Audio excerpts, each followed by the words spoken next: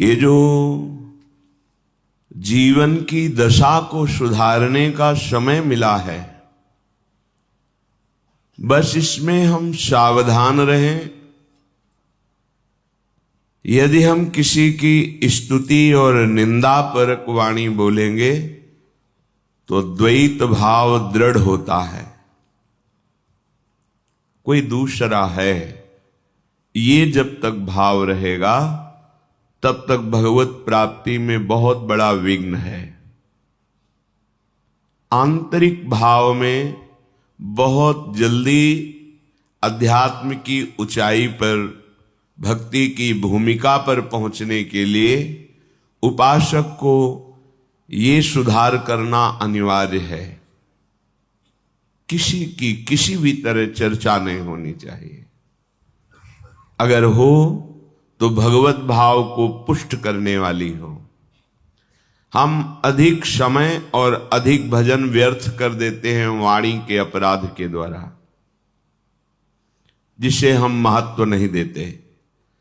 शारीरिक अपराध तो बहुत ही अज्ञानता की बात है, पर अधिकतर अपराध वाणी से बनते हैं। उपासक को हर समय ये सावधानी रखनी है, बोलना है तो भगवद वार्ता अपने प्रियालाल के विषय में या किसी महाभागवत के सिद्धांत, पावन उपदेश, पावन चरित्रों में, नहीं तो वाणी को मौन रखना है। प्राय हम देखते हैं ये वाणी बड़ी मलिन वृत्ति प्रकट करने वाली, बहुत ही प्रापंचिक प्रवृत्ति से युक्त कर देने वाली चेष्टा करती है। कुछ लेना देना नहीं, बैठे तो कोई न कोई व्यक्ति हमारे सामने होगा, आंतरिक दृष्टि में कहीं उसके गुण वर्णन कर रहे, कहीं उसके दोष वर्णन कर रहे हैं। आप देखिएगा हृदय में, ये हमारी साधना को बहुत ही मंद और हृदय को मलिन कर देती है वाणी। ताते मौन रहबो उचित है, श्री ध्रुवदास जी ने कहा है। मौन से बहुत बचाव हो जाता है। संकल्पित मौन मत रहिए, विचार मौन सबको रहना चाहिए। अनावश्यक भाषण बोलना अपराध ही मानो। देखना, जब आपकी वाणी खुले अर्थात वाणी की दशा में हो, तब आप अपनी वाणी को सावधानी पूर्वक निरीक्षण कीजिए, किसकी चर्चा कर रही है। यदि आप सावधान नहीं है तो किसी व्यक्ति की, किसी वस्तु की, किसी स्थान की या तो अनुकूलता जनित गुण चर्चा कर रही होगी या प्रतिकूलता जनित दोष चर्चा कर रही होगी, और इसी से हमारा जो साधन पथ है वो बहुत शिथिल मंद गति हो जाता है, हम जान नहीं पाते। और श्रीधाम वृंदावन में तो एक बहुत बड़ी सूक्ष्म बात है। हमें परिक्रमा करते हुए एक संत भगवान मिले थे, तो उन्होंने ऐसे स्वाभाविक कृपा करते हैं। उन्होंने कहा कि बाबा, एक बात ध्यान रखना, अगर यहाँ लाभ प्राप्त करना है तो किसी के विषय में दोष दर्शन मत करना और किसी के दोषों का वर्णन मत करना। नहीं तो जिन दोषों का आप वर्णन करेंगे वही दोष आप में बहुतायत रूप से हृदय में हो जाएंगे। परिक्रमा में खड़े होकर उन्होंने कहा था। उस बात का अनुभव भी हुआ है। अगर हमने किसी के दोषों का वर्णन किया है तो बहुत हृदय जला है और ऐसा अनुभव हुआ है कि वो दोष हम में है। इसलिए परमार्थ के उपासक को माया दोष दर्शन कराएगी, इसका काम है। जैसे भक्ति निर्दोष दृष्टि लाती है तो माया दोष दृष्टि लाती है। जहां आपको किसी पर दोष दिखाई दे, तत्काल अंतर में लौटिए। आपकी अंतर्दृष्टि में वो दोष है, इसीलिए आपको बाहर वो दोष दिखाई दे रहा है। यदि अंतर्दृष्टि में आप निर्दोष भगवत भाव में स्थित हैं तो आपको सारा संसार अपना प्रभु दिखाई देगा, पक्की बात। तो जब हमारे में ही दोष है तो फिर हम वर्णन क्या करें किसी के दोषों का। अपने हृदय को हमें पावन करके प्रियालाल के प्रेम रस से भरना है। किसी पर यदि किसी को दोष दिखाई देता है तो वो दोष अपने में होता है, इसलिए बाहर दोष दिखाई देता है। ये बड़ा अहंकारी है, ये व्यभिचारी है, ये पापी है, ये नीच है, तो सच्ची मानिए आपके अंदर वो वृत्ति है, तभी आप बाहर उस वृत्ति का दर्शन कर रहे हैं।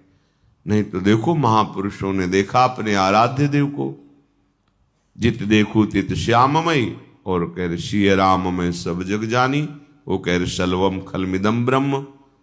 तो इसका मतलब हमारी वृत्ति दूषित है। तो तेरे भावे जो करे भलो बुरो संसार, नारायण तू बैठ के अपनो भवन बुहार।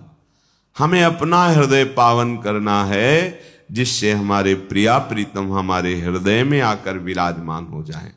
ये गौर श्याम जोरी हर समय मंद मंद मुस्कुराती हुई लीला परायण हमारे हृदय निकुंज में सदैव लीला करे। हमें यही आराधना का फल प्राप्त करना है। पर हम सावधान नहीं रहते, वाणी को हम एकदम खोले हुए हैं और ये नहीं सोचते कि बड़ा सा बड़ा अपराध इसी से बन जाता है। बहुत विचार पूर्वक वाणी बोलिए और उसमें देखिए कि प्रिया प्रीतम है कि नहीं आपकी वाणी में। गुरुदेव, भगवत प्रेमी महापुरुष, इनकी चर्चा है कि नहीं? नहीं है, मौन हो जाइए। आप भगवत प्राप्ति के मार्ग में चले हैं, अब आप अगर चूक करेंगे तो फिर ये वाणी का अपराध ही आपको धाम की जो महिमा है उसमें डूबने नहीं देगा। आपसे हृदय की बात कहते हैं। यहां साधन कम और लाभ बहुत ज्यादा मिलता है। धाम है ना, अगर कुछ भी साधन न हो, केवल आपसे असाधन न बनने पावे, तो स्वयं आध्यात्मिक उन्नति आपकी यहां वास करने मात्र से होने लगेगी। आप में दिव्यता आने लगेगी, क्योंकि आप धामवासी हैं। आपके मन की मलिनता, चंचलता, विषय प्रियता, ये सब धाम की कृपा नष्ट करने लगेगी। पर धाम में रहते 20 वर्ष हो जाते हैं और हमारी आध्यात्मिक उन्नति नहीं होती, भगवत प्रेम प्रकाशित नहीं होता। उसका कारण है असाधन। जहां वाणी से असाधन हुआ कि वो क्रिया में परिणित हो जाएगा। वही दोष जो आप दूसरे पर देख रहे हैं, दूसरों का दोष आप निंदा रूप में वर्णन कर रहे हैं, वही आपके हृदय में जागृत है। पक्का है, हमने देखा है, अपने हृदय में देखा है, संतों की वाणी का अनुभव किया है। अगर हमसे गलती हो गई तो हमें गलती माननी पड़ी है, प्रणाम करना पड़ा है, बार बार पश्चाताप करना पड़ा कि हमसे त्रुटि हो गई, हमारी दृष्टि ठीक नहीं थी, हमने दोष दर्शन किया, हमें क्षमा करो। आचार्य से, गुरुदेव से, जिसके प्रति दोष दर्शन हुआ उससे। इसलिए सबसे प्रार्थना है, वाणी बहुत संभाल कर बोलिए। आवश्यक है तो बोलिए, नहीं तो भोरी सखी का ये दोहा याद कर लीजिए, ना काहू सो बोलिबो, ना कोई व्यवहार, अपनी कुंवरी किशोरी को जियत निहार निहार। इससे बढ़कर कोई बात नहीं है। ना काहू सो बोलिबो, उदासीन रहो, ना कोई व्यवहार। हमारा परमार्थ और व्यवहार लाडली जो हैं, हमारा व्यवहार भी उन्हीं से चलता है। हमारे शरीर की आवश्यक सामग्री, हमारे शरीर की व्यवस्था हमारे आराध्य देव के द्वारा होती है, और हमारे परमार्थ की उन्नति, परमार्थ की दृढ़ता आराध्य देव के द्वारा होती है। हमारे व्यवहार और परमार्थ सब कुछ हमारे आराध्य देव युगल सरकार है। बस फिर हमको किसी से व्यवहार जनित वार्ता क्या करनी, परमार्थ जनित वार्ता तो हमें केवल रसिकों के संग से प्राप्त होगी, जहां हमें लाडली जो मिलेंगी।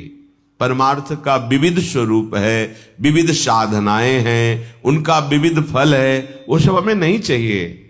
हमें प्रिया प्रीतम चाहिए, वो मिलेंगे रसिकों की कृपा से। तो अगर हमें परमार्थ संबंधी वार्ता करनी है तो इष्ट मिले और मन मिले, मिले भजन रस रीति, तहां निशंक होए मिलिए, तासो कीजे प्रीति। बहुत मिले सो संग नहीं। बहुत प्रकार के भक्त जन हैं, बहुत प्रकार की भावना वाले जन हैं। हम बहुतों का संग करेंगे तो हमारे विचार में, हमारे भाव में संक्रामक भाव आ जाएगा। इष्ट प्रियता, इष्ट की आराधन की रस रीति, वो हमें रसिकों से प्राप्त होगी। तो बस प्रेमी रसिकों से संभाषण करना भजन है, अन्य मौन रहना। अगर हमारा ये बात करने का स्वभाव नहीं बदला ना, जो मिला उसी से खड़े बात कर रहे हैं, या जो पास आया निंदा स्तुति, बहुत जल्दी अंतःकरण मलिन होता है। यहां श्रीधाम वृंदावन अपना नशा चढ़ाता है, ऐसा अनुराग बढ़ता है। अनुराग धाम है, पर हमारे हृदय में क्यों नहीं बढ़ रहा है? मानते हैं आप शरीर से ऐसे अपराध नहीं करते होंगे, पर वाणी से करते हैं। वाणी को मौन रखिए, ज्यादा बात करने का स्वभाव छोड़िए, आवश्यक बात कीजिए, नहीं तो नाम जप कीजिए। नाम में लोभ जागृत हो जाए, एक एक नाम आपको बहुत कीमती लगने लगे। ये प्रियालाल से प्रार्थना कीजिए कि आपको प्रियालाल के नाम में प्रीति हो जाए। नाम में प्रीति ना होने के कारण हम ग्राम्य वार्ता, लोक वार्ता, विषय वार्ता, ये सब करते रहते हैं। क्या हम उपासक हैं? यदि हम ग्राम्य वार्ता करते हैं, लोक वार्ता करते हैं, संसारिक राग द्वेष की वार्ता करते हैं, नहीं, हमारे पास समय नहीं है। रूप छके घूमत रहे, तन को तनिक न भान, ये हमारा मार्ग है। हमारे हृदय में जलन होनी चाहिए। विरह कमंडल कर लिए बैरागी दो नैन, मांगत दरस मधु करी, छके रहत दिन रैन। नेत्र हमारे बैरागी हो गए, अब प्रियालाल की रूप झांकी के सिवा कुछ देखना ही नहीं चाहते। हमारे प्राणों का पोषण जैसे माधुकरी वृत्ति से होता है, तो अब हमारे प्राणों का पोषण प्रियालाल के नाम गुण रूप से होता है। इसे कहते मदगत प्राणा। भगवान कह रहे मत चित्ता मदगत प्राणा बोधयंता परस्परम। मेरे चित्त वाला, मेरे प्राण वाला। अब हमारे प्राणों का पोषण प्रियालाल के यश से होता है। अगर प्रियालाल का यश सुनने को ना मिले, प्रियालाल की बातें सुनने को ना मिले, तो हृदय में पीड़ा होनी चाहिए। बावरो सो रस में फिरे, खोजत नेह की बात, कोई प्रेम बात, कोई प्रियालाल की बात, कोई प्रियालाल के महाभागवतों की बात सुना दे। एक एक इंद्रिय हमारी आराध्य देव में लगे, ये आप सावधानी से निरीक्षण करते रहिए। आप ही अपने न्यायाधीश हैं। शास्त्र और सदगुरुदेव की वाणी को सामने रखकर अपने आचरण को जांचिए, अपनी इंद्रियों की चेष्टाओं को जांचिए, अपने मन के संकल्प विकल्प को जांचिए, और जहां त्रुटि हो तो नाम बल लेकर के, भगवत चरणों का बल लेकर के उस त्रुटि को त्यागिए। हम इस जीवन में रमने नहीं आए, जीवन मुक्त होने आए हैं। ये जो हमें अवसर मिला है परम पावन श्रीधाम वृंदावन की भूमि में बैठकर सिद्धांतों की चर्चा, भक्तों की चर्चा, प्रभु की चर्चा, अब हम अपने को मुक्त करने के लिए आए हैं। हर वासना से, हर द्वंद्व से, हर समस्याओं से, जन्म मरण से अब हम मुक्त करने की चेष्टा कर रहे हैं। तो यदि हम व्यवहार करेंगे, प्रपंच की वार्ता करेंगे, तो हम बंध जाएंगे। वो वाणी से ऐसा कर्म बन जाएगा जो हमारे जीवन मुक्तता में बाधा पहुंचा देगा। सोया हुआ अहंकार जग जाएगा। अहंकार जगा तो जन्म मरण पक्का। अहंकार गलित हो गया, बात पक्की, हम जीवन मुक्त हो गए। इसलिए सावधानी पूर्वक निरंतर नाम जप का अभ्यास, लीला गायन, और अपने वाणी को मौन का विशेष आश्रय दीजिए। स्वभाव बना लीजिए ना बोलने का। किसी किसी का स्वभाव होता है बस लगे ही रहते हैं बातचीत करने में। ये साधक का स्वभाव ठीक नहीं है। चल रहे हैं हंसते हुए बात कर, नहीं, बात करना है। पूज्य पंडित गया प्रसाद जी की जीवनी में देखा, अगर परिक्रमा चल रहे हैं, कोई बात कर रहा है तो या तो मौन इशारा कर दिया, यदि संतजन कोई भागवती की बात कर रहे हैं तो खड़े हो गए वहीं, बात की, फिर परिक्रमा को प्रणाम किया, चल दिया। हमारे एक एक कदम प्रदक्षिणा ही है। हम प्रियालाल को जीवन समर्पित कर दिए हैं तो हमारा जहां भी चलना है वो परिक्रमा ही है। हम जो भी बोलते हैं वो स्तुति ही है, हम जो भी करते हैं वो पूजा ही है, क्योंकि भगवत समर्पित जीवन के द्वारा जो कर्म होते हैं वो सब योग बन जाते हैं। कर्म नहीं रखकर योग बन जाते हैं। इसलिए हम अपनी बुद्धि को पवित्र रखते हुए ठीक निर्णय करें। ये बुद्धि मलिन हो गई तो ठीक निर्णय नहीं कर रही, इसकी मलिनता का त्याग कीजिए। ना किसी से बात करने की रुचि हो जाए, ना किसी से व्यवहार करने की रुचि, बस समझ लो कि हमारा परमार्थ सुंदर चल रहा है। अब चलो अकेले बैठे किसी से मिलते हैं, ये परमार्थ का स्वरूप नहीं।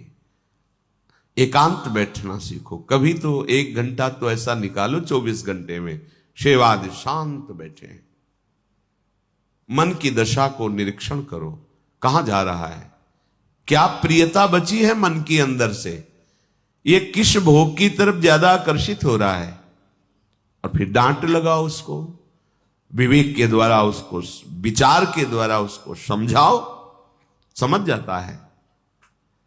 जब आप उस विचार शून्य होकर मन को छूट दे देते हैं तो संकल्प विकल्प करके भोग क्रियाओं में फंस जाता है। साधक ऐसा नहीं होता।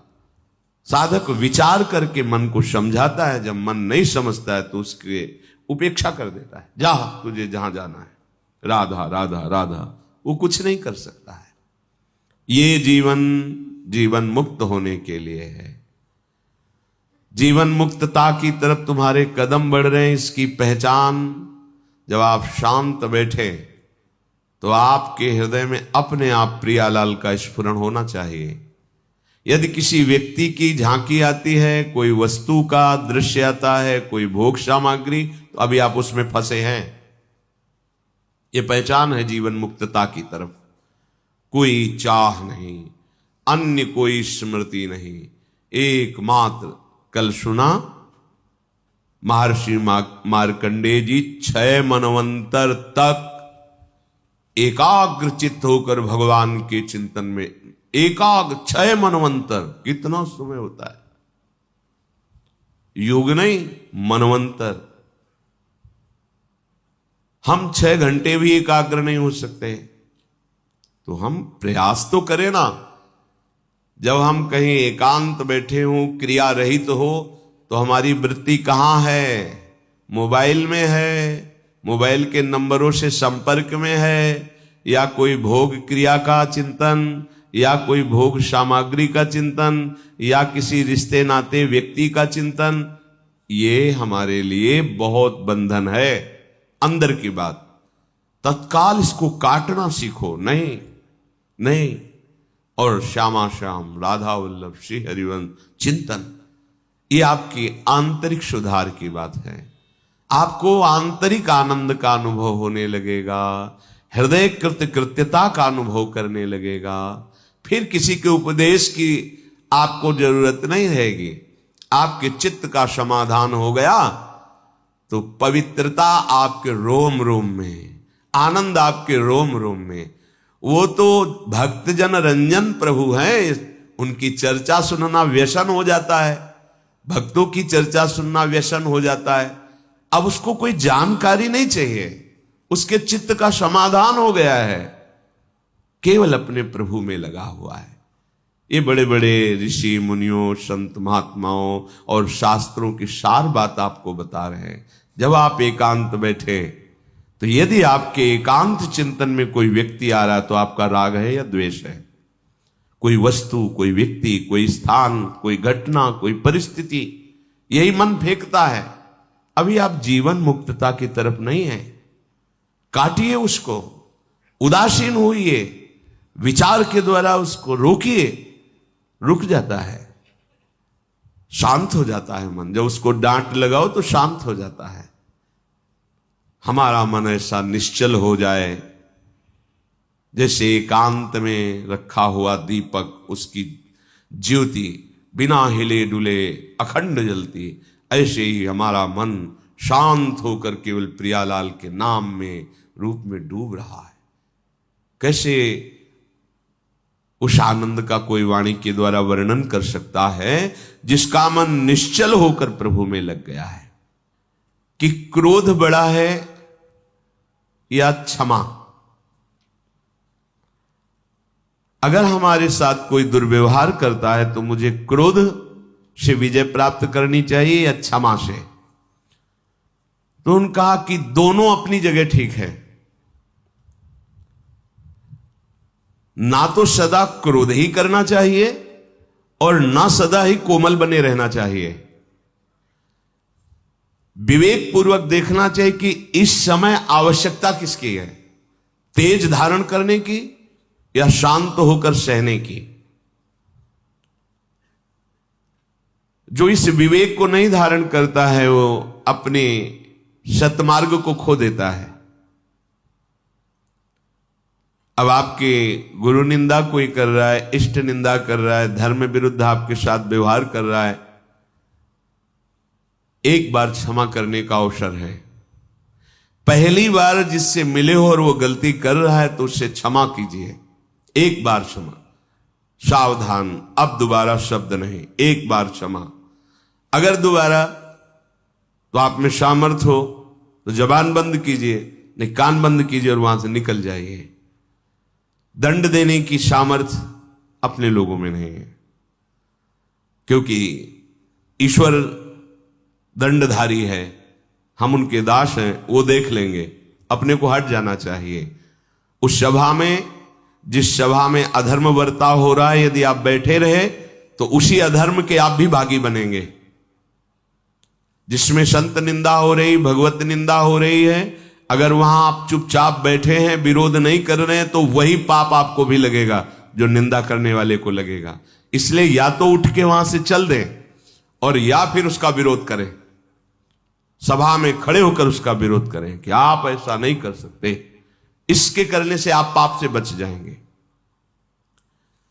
अवसर देख करके कभी कभी शांत होना पड़ता है और कभी कभी भयंकर रूप भी धारण करना पड़ता है। इससे वो अपने परमार्थ को बचा लेता है।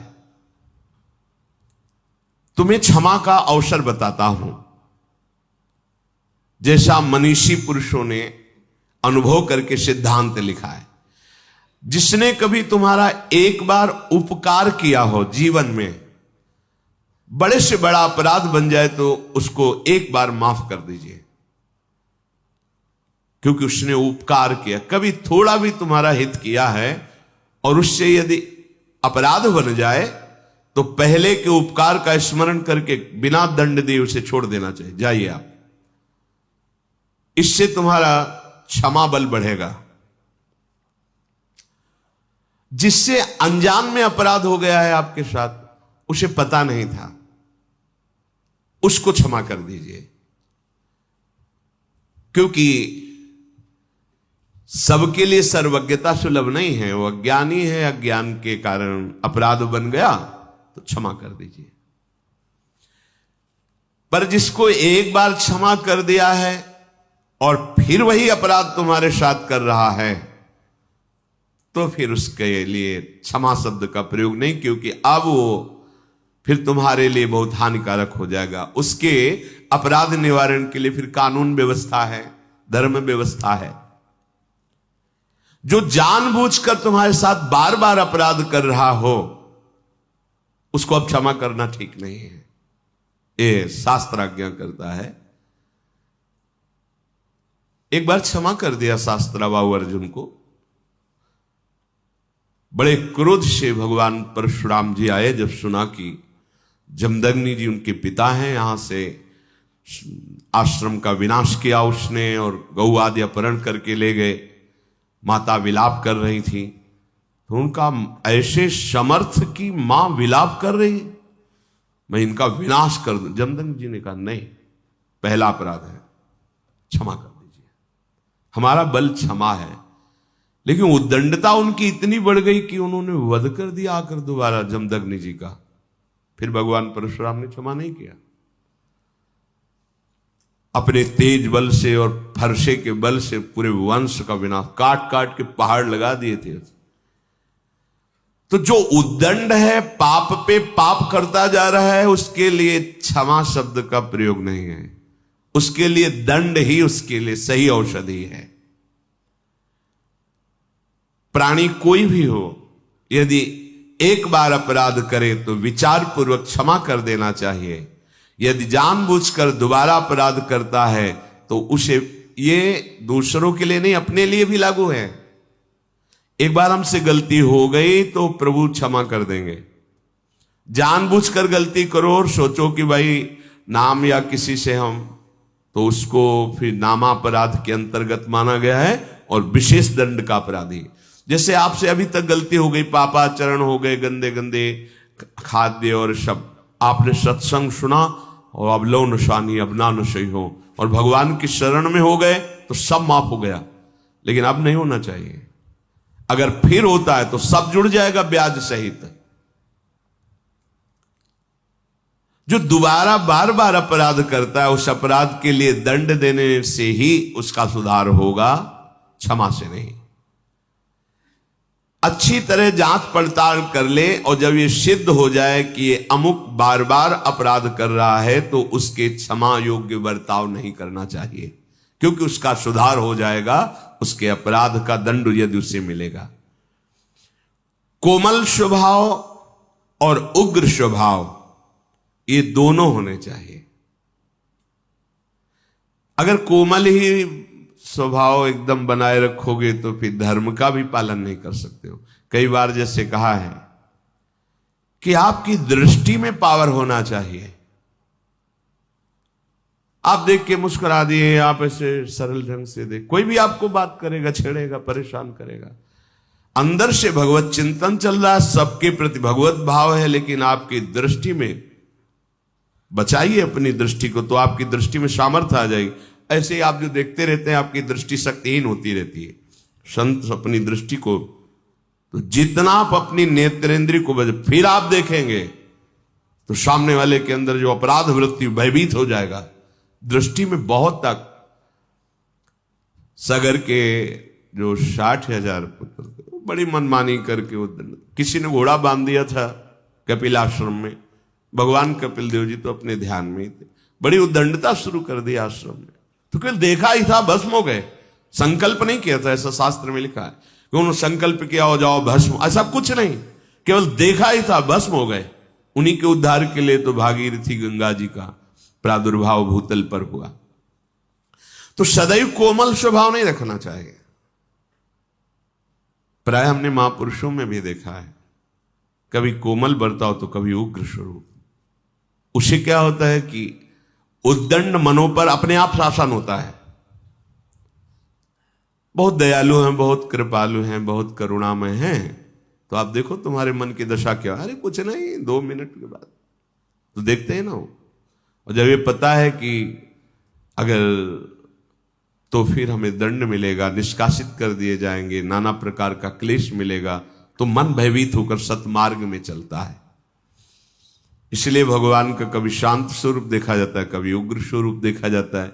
इसलिए कभी गुरुजनों को भी देखा जाता है कि बहुत शांत हैं, तो कभी बहुत दंड विधान पे लागू कर दे, जब बाहर ताला लगा दे, बात नहीं करने, नहीं अंदर प्रवेश निषेध, ऐसा ऐसा। उसे मन को जो आपराधिक प्रवृत्ति में उत्साहित हो रहा था, वो भय लगा और सतमार्ग में चल दिया।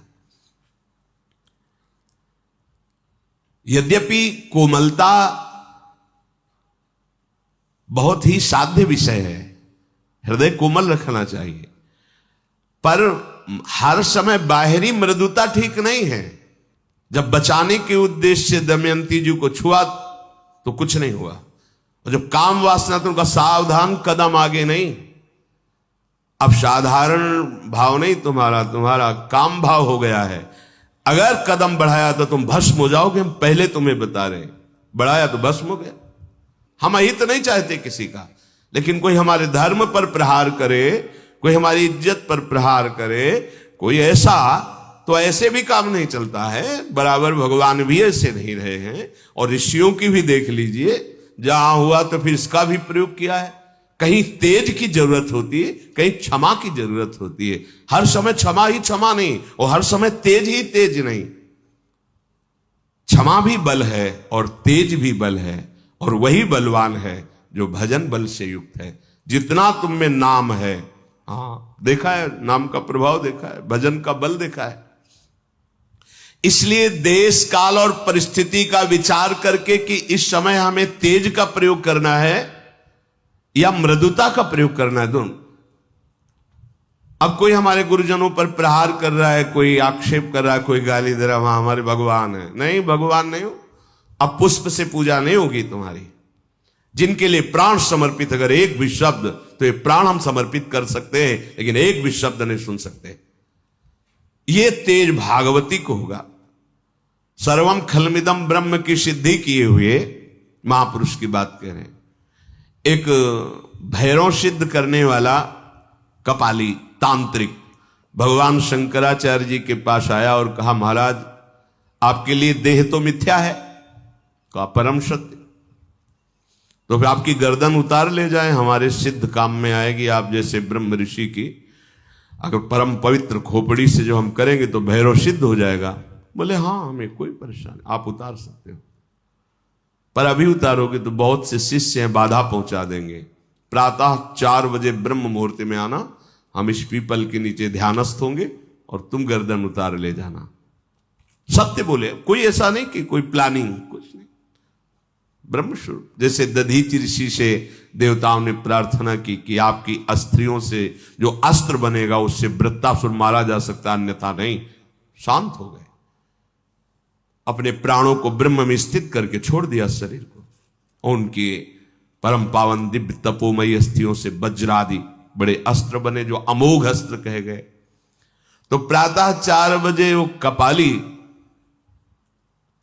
भगवान शंकराचार्य जी की गर्दन उतारने के लिए जब आश्रम में प्रवेश हुआ, तो स्वामी नरसिंहाश्रम जी ब्रह्मबोध सर्वम खलमिदम ब्रह्म, इसकी सिद्धि प्राप्त किए हुए महापुरुष गंगा से हुंकार मारी और दौड़ पड़े, और गुरुदेव के नजदीक नहीं पहुंचा, उठाकर पटक दिया, फाड़ दिया, जैसे नरसिंह भगवान ने हिरण्यकश्यप को फाड़ दिया उसको। हर समय क्षमा की जरूरत नहीं है, हर समय तेज की भी जरूरत नहीं, अत्यंत आवश्यक है। जहां धर्म जा रहा हो वहां प्राण जाना श्रेष्ठ है, धर्म जाना नहीं। जहां हमारे पूज्य आराध्य देव गुरुदेव का कहीं कोई किसी भी तरह से, वहां हमारे प्राण समर्पित होना परम धर्म होगा, ना कि वहां क्षमा। हां, हमें कोई कष्ट दे रहा है तो एक बार हम विचार करके प्रथम अपराध को क्षमा से उसे उस अपराध से मुक्त करेंगे। लोक में यदि उद्दंडता करने वाले पापी को क्षमा ही करते रहा जाए तो बहुत लोगों को भय प्रदान करेगा। इसलिए कानून बना है, उसे कानून को समर्पित करें, क्योंकि जो दुष्ट स्वभाव वाले जन होते हैं ये भय के द्वारा ही ठीक होते हैं, क्षमा के द्वारा नहीं ठीक होते।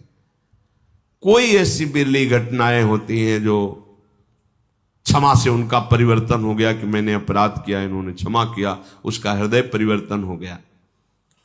तो इसलिए महाराज आप सदैव क्षमा का ही आश्रय न ले। युधिष्ठिर से कहा कि आप सदैव क्षमा का ही आश्रय न ले। क्रोध,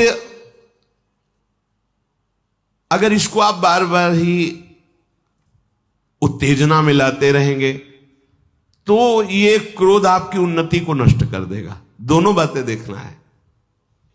ये जान लीजिए कि लोक और परलोक दोनों का नाशक क्रोध है। क्रोध जीतने से उन्नति होती है, क्रोध के वशीभूत होने से अवनति होती है। जो जितना क्रोध को अपने काबू में कर लेता है वो उतना ही परमार्थ पथ में आगे बढ़ जाता है। जगत में जो छोटी छोटी बातों में क्रोध करने लगते हैं उनका पतन हो जाता है।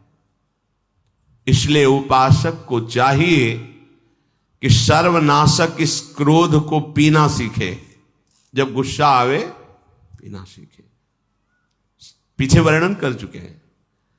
देखो, तेज और क्रोध में अंतर होता है। क्रोध होता है कामना के बाद और तेज होता है धर्म संबंध से। जब कोई धर्म का नाश कर रहा हो, जब कोई आराध्य देव, इष्ट देव, गुरुदेव आदि की बात हो, तो उस समय एक भागवतिक तेज होता है। और जब हमारी किसी वासना पर प्रहार होता है, हमारी इच्छा पर, फिर जो क्रोध होता है उसे पीना सीखना चाहिए। क्रोधी मनुष्य अधिकतर पाप में लग जाता है। अपने माता पिता को पीटते हैं, देखा है, ऐसा देखा है। क्रोध के वशीभूत होकर पूज्य जनों का अपमान करते हैं। क्रोध के वशीभूत होकर के जिनकी स्तुति करना चाहिए उनकी निंदा करते हैं, गाली देते हैं। क्रोधी मनुष्य समझ नहीं पाता कि क्रोध के लिए कार्य अकार्य का क्या निर्णय किया गया है। नहीं, बस क्रोध आया तो स्मृति का अपहरण कर लेता है। कामा संजायते क्रोधा, क्रोधा स्मृति विभ्रमा।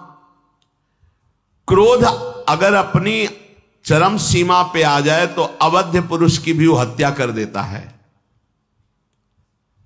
जिसकी पूजा में हमें तत्पर होना चाहिए उसका वो वध कर देता है। क्रोध अगर और बढ़ जाए तो अपने आप को भी आत्महत्या कर सकता है और यमलोक का अतिथि बनकर बहुत दुर्गति को प्राप्त होता है। क्रोध, इन दोषों को देख करके उपासक को चाहिए कि इस लोक और परलोक में परम